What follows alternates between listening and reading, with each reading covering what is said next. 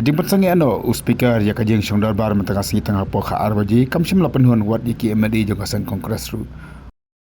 Dr. Silistin do oleh tu bah kajelang bala syong manakam taban bu iksi malong darbar nakaliang ke MLA kila pedang ya kajing karpar kasokan mal bakadi kasnam mang tengkana ni ka financial year.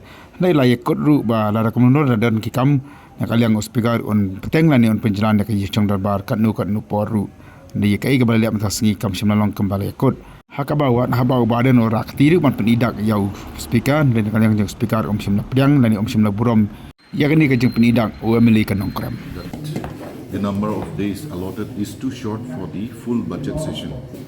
But then from the government side, they have requested that since it is the year ending, financial year ending, they would like to give scope and time for the officers to complete the process of year ending, financial year ending. So in that process, we have agreed. But then in principle, we discussed in the meeting that if required, the time will be extended on any day that is required. But that has been neglected, not respected. And today, even though an honorable member from Nongkrem has raised his hand, it was not entertained.